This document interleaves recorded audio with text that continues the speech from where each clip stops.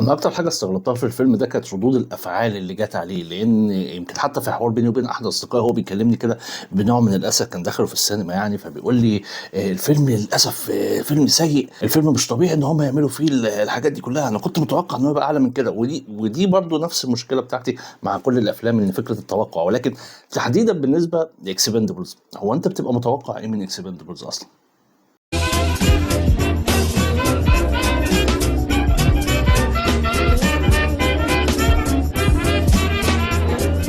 السلام عليكم، يا رب دايما تكونوا بخير. فيديو جديد من فاخر فيلم عن فيلم اكسبندبلز 4 اللي طلع في اخر سنه 2023 من بطوله نفس المجموعه المعتاده او اللمه اللي بتحصل يعني: سيلفستر، جيسون ستيتم، 50 سنت، كوتور، واضافه لطيفه كده من اندي جارسيا وايكو ويس وتوني جا، ومحاوله استعاده كده للدور بتاعها في القياده النسائيه، يعني زي ما بيقولوا ميجان فوكس. ولكن يعني اضافه يعني ما اعرفش ايه الفايده بتاعتها، ولكن ما علينا. الفيلم برضو بيدور في نفس الاطار، ان في مهمه معينه بيتم استئجار من خلالها مجموعه الاكسبندبلز للسيطره على مجموعه ارهابيه المفروض ان هي بتحصل على سلاح معين في الصحراء الليبيه تقريبا. ولكن الموضوع هنا بينتهي بمفاجاه كبيره، انك في اول الفيلم بتلاقي ان سيلفستر ستالوني نفسه مات.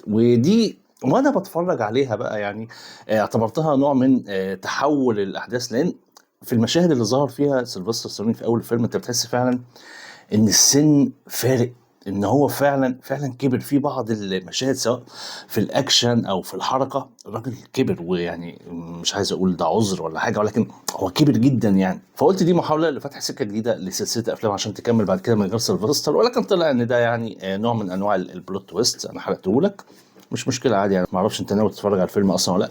الفيلم مش سيء، او الفيلم لو انت بتتفرج عليه من غير ما تتابع سلسله اكسباندبلز اللي قبل كده، هو مش سيء يعني. وهي دي النقطه كلها اللي انا كنت بتكلم عليها. وانت بتبقى متوقع ايه من سلسله اكسبندبلز؟ الفكره كلها ان هو الفكره هي قايمه ان انا بجمع مجموعه من عناصر الاكشن اللي كانت موجوده يمكن في الثمانينات او التسعينات، وحابب ان انا اشوفهم مع بعض على الشاشه. اي نعم ان الجزء الثالث كان ظريف جدا، لان الاضافات اللي كانت موجوده، هاريسون فورد، ميل جيبسون، كانت جيده جدا، فده معلي المستوى بتاع الفيلم. ولكن الفكره كلها هي قايمه على الموضوع ده. هي ما فيهاش بلوت تويست عميق يعني، ما فيهاش مشاهد اكشن مبهره. هي اللي هي قايمه على، هي بتبيع بالفكره دي. هو جايبك عشان تتفرج، عشان انت عايز تشوفهم مع بعض بس. لكن انت متوقع ايه؟ ويمكن ده اللي كان مخليني مستغرب ليه ردود الافعال السلبيه، لان حتى وانا قاعد اتفرج انا مش متوقع حاجه كبيره، مش متوقع حاجه عاليه. اي نعم الفيلم هنا فيه حاجات غريبه. ليه؟ لان الميزانيه بتاع الفيلم حسب ما هو مكتوب انها وصل ل 100 مليون دولار، وده مبلغ كبير جدا. لان انا ما اعرفش مين من الاسامي اللي موجوده في الفيلم ده، يمكن باستثناء جيسون ستيتم، يعني المفروض ان هو ياخد مبلغ كبير كده. فهل الصرف الباقي كان موجود على اللوكيشنز؟ معظم اللوكيشنز كان واضح جدا ان هي لوكيشنز يعني مش حقيقيه. حتى مشاهد الانفجارات والسي جي اي والخدع الموجوده مش جيده على الاطلاق. فانا مش عارف موجهه للدعايه ولا ايه، فانا مش فاهم.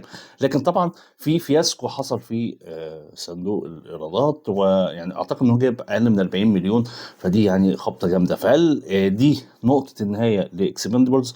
دي الحاجه اللي هتبان معانا في بعض المحاولات اللي كانت موجوده من المخرج. والمخرج هنا هو سكوت واج، وهو ليه بعض الاعمال الجيده على مستوى افلام الاكشن زي اكت اوف فالور، وده كان سنه 2012 تقريبا. نيد فور سبيد 2014، هيدن سترايك اللي كان جاكي شان وجون سينا اللي كان من كام شهر. فهو يعني شاطر. ولكن يعني هيدن سترايك ده برضه انت لو اتفرجت عليه هتلاقي برضه ان شغل الجرافيك اللي كان موجود فيه كان غريب جدا. ولكن الاضافه اللي انا كنت فاكر ان انا هشيد بيها هي اولا فكره الاستعانه باندي جارسيا كانت جيده لحد كبير. الراجل عنده كاريزما بالنسبه لي انا ممتازه جدا على الشاشه، وهم حاولوا يستغلوها لحد كبير في حبكه القصه نفسها.